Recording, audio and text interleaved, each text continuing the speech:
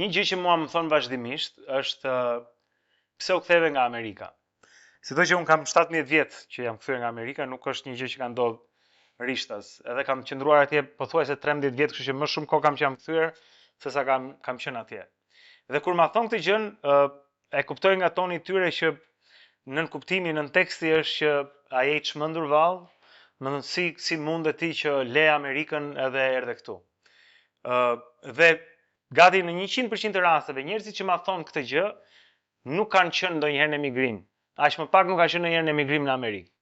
Dhe këtë nuk ma kanë pyetur kështu asnjëherë njerëzit që kanë qenë në emigrim dhe që e njohin Amerikën. Ata që e njohin Amerikën më kuptojnë, e respektojnë zgjedhjen time.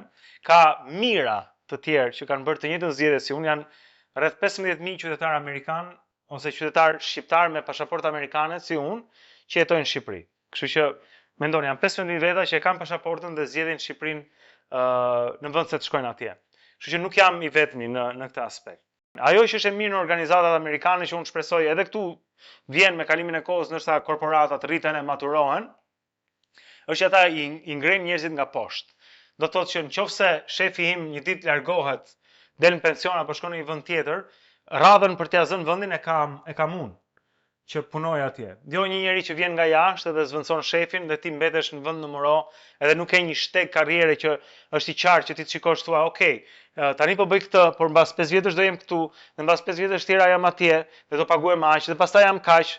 Dhe ti kupton që kur je 20 vjeç paguhesh si unë $27.000 në vit, por pastaj 6 vjet më vonë në të njëjtën kompani unë po paguhesha $44.000 në vit.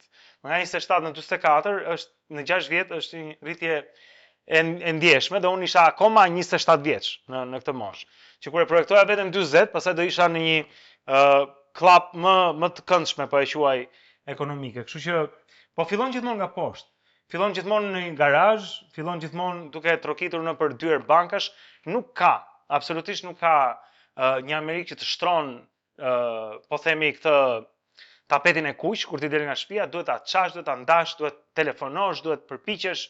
Këta të Google-it e ti që kanë aplikuar kur kishin atë projektin fillim në mbi 100 banka dhe kanë marrë mbi 100 jo si refuzim derisa morën ponë e parë, por nuk u lodhën duke kërkuar. Një shprehje për Amerikën që e dëgjova atje, që nuk është shprehje shqiptare, po emigrantësh amerikan thoshte që erdha në Amerikë, thoshte emigranti, sepse më thanë që këtu rrugët janë të shtruara me flori. Dhe zbulova tha që rrugët nuk ishin të shtruara me flori. Madje tha zbulova që kishte rrugë pa shtruara fare, të cilat duhet i shtroja unë.